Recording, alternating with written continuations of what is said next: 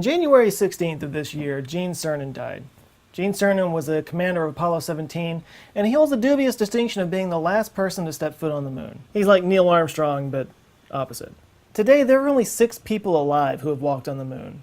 It's probably the most exclusive club in the world. But that was in 1972. It's been 45 years since a human being has stepped on a celestial body outside of Earth. Now, it doesn't take a genius to know that the race to the moon was really about Cold War politics, but our drive to colonize other places in the solar system has really never waned. So in this video, I'm going to just imagine what if we got our shiz together and actually began to spread out amongst the solar system.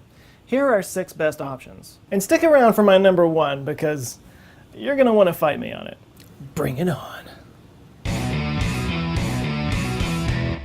Archie asked, Joe, please do a video on the future human colonization of various planets and moons. Now before I jump into this, I just want to say really quickly, there's somebody out there that talks about concepts like this all the time on his channel, and that's Isaac Arthur. Most of you guys know who he is. I hear his name come up in the comments all the time. And I'm happy to announce that this week I'm going to be releasing a podcast that includes an interview with Isaac, where we're going to be talking about some of the stuff that I'm going to be talking about in this video and in some of his videos on similar topics. I'm going to be linking to some of his videos up here if you haven't seen them, because it will add a whole lot of context to the stuff that I'm talking about here. But I want to kind of preemptively thank Isaac for doing this with me. I'm really looking forward to it. It's going to be a really fun and interesting interview, and I hope you all check it out. If you're watching this in the future, I will put a link right here, and if you're watching right now, just hold on and I will announce it later on this week in a live cast. Live cast, live stream.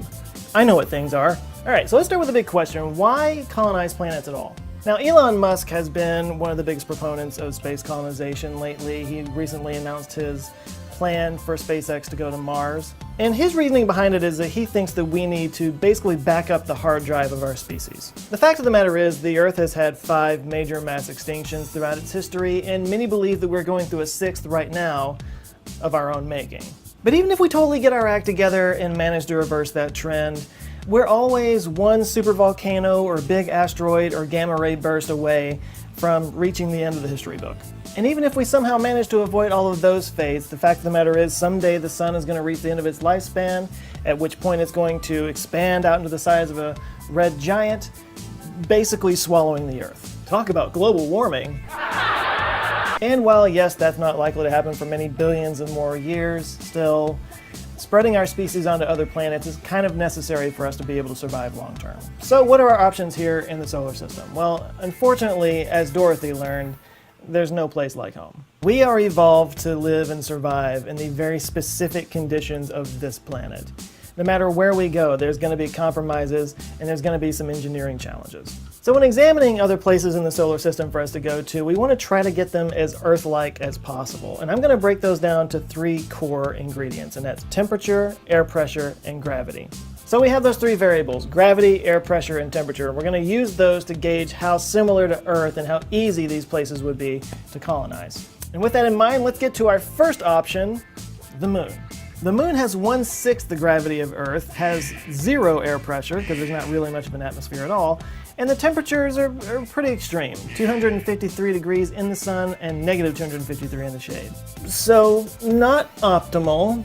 So the engineering challenges of going to the moon, not great, but there are some really good reasons to go there. One reason is that a moon base would be an awesome place to launch to other places in the solar system. The moon swings around the Earth at 2,238 miles an hour. So that's a nice significant boost to get you kind of slingshotted out toward wherever it is you're going in the solar system. Plus the lower gravity means you don't need nearly as much fuel to reach escape velocity. Also, the lighter gravity might make it a lot easier to build there. Things that here on Earth would take significant resources and energy to get up into the air wouldn't take nearly as much there, so the machinery wouldn't need to be nearly as robust. The moon is also pockmarked with giant craters that could be used as shelter. It might make it a lot easier to just dome over the top of a crater as opposed to building an entire building there. Also, water ice has been found in some of the polar craters. But to me, one of the biggest advantages of going to the moon is that the communication is instantaneous, just a few seconds delay. As we're going to talk about a little bit, all the other places, all the other options we have a significant delay in communication between the Earth and that colony.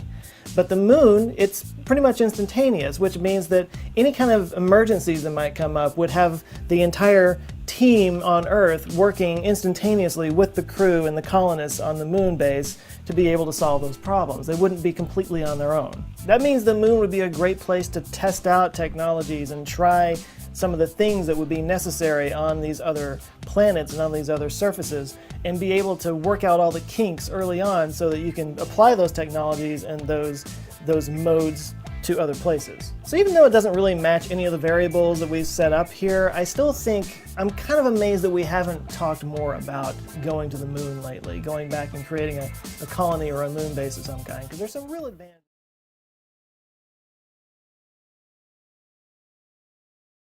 You're looking at one of the most incredible moments in human history. That's Neil Armstrong and Buzz Aldrin walking on the moon. Okay, maybe you've seen this clip before, but think about that for a second. They're on the moon, a celestial object nearly 240,000 miles into outer space. That distance is like flying all the way around the Earth 9.5 times. Millions of people around the world watched on July 16, 1969, as Apollo 11, carrying astronauts Neil Armstrong, Buzz Aldrin, and Michael Collins, launched from Cape Kennedy, Florida, and disappeared into the sky. It was the climax of years of preparation and research, and the pinnacle moment of the so-called space race between the United States and Soviet Union, a years-long rivalry to compete for dominance in space exploration. For the 8 days following the launch, the world awaited the return of the would-be heroes. So what actually happened between here and here? So let's start with the components of the ship that were discarded one by one until this became this. Here's the rocket that sent the astronauts into space, the Saturn V. The 3 stages of the Saturn V each played a different role in launching Apollo on a path to the moon. We'll get to that later. On top of the rocket is the actual Apollo spacecraft. It's made up of 3 parts too. There's the lunar module, the component that would eventually land on the lunar surface, the service module, which had propulsion systems for course corrections and entering and escaping orbit, and the command module, where our 3 heroes were for most of the mission. And last but not least, this is the launch escape system, which was designed to pull the command module away from the rocket if something went wrong during launch. Together, all these pieces made up the Saturn V rocket and Apollo 11 spacecraft, but it's the way they came apart that made the moon landing happen.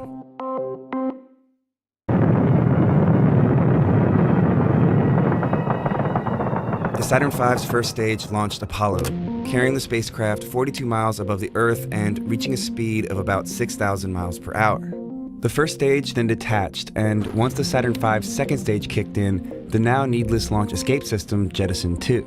The second stage propelled the spacecraft even farther and faster into space, and after it detached, the third stage of the rocket fired briefly to knock Apollo into a parking orbit, 103 miles above the Earth's surface. Here, final checks were made, and the Saturn V fired again to set Apollo on course to the moon, in a move called the translunar injection. Once the spacecraft propelled away from Earth, the Saturn V's job was done. Now, the astronauts needed to pull off a mid-flight maneuver to reconfigure the ship so the crew could access the lunar module, which had been stored in a protective compartment during launch. To do this, the command service module detached and flipped 180 degrees, docking with the lunar module and extracting it. In the process, they ditched the third, now useless stage of the Saturn rocket. This whole high-stakes launch process only took about 3.5 hours, and this, the completed Apollo spacecraft, was the end result. For the next 3 days, Apollo coasted through space, until it finally reached its target and was pulled into orbit by the moon's gravity. This is where the crew split up. Armstrong and Aldrin transferred to the lunar module, named Eagle, and slowly descended toward the surface, while Collins continued to circle the moon in the command module, called Columbia. Now, here comes another tricky part, landing on the moon. To make this historic moment happen, Eagle turned and used its engine to slow its momentum and ultimately touch down on the lunar surface. The Eagle has landed. The moonwalk was broadcast live on television, immortalizing Neil Armstrong's words here. It's one small step for man, one giant leap for mankind. I think that was Neil's quote. I didn't understand it. No, one small step for man, but I didn't get the second phrase. After about 21.5 hours on the moon, Eagle performed the first launch from a celestial body that wasn't Earth, leaving its landing gear behind and timing its ascent with Columbia's path in lunar orbit to rejoin the spacecraft.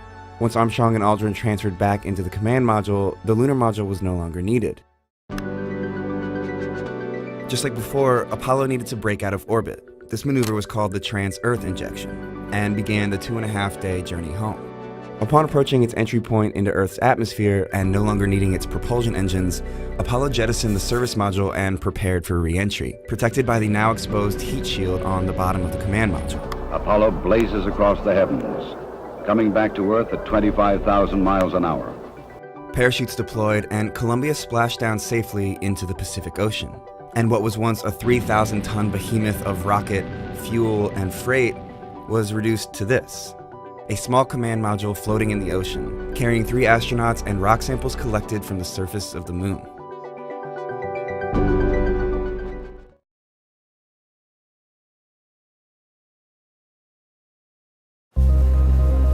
That's how they walked on the moon, right? Yeah, nice big steps.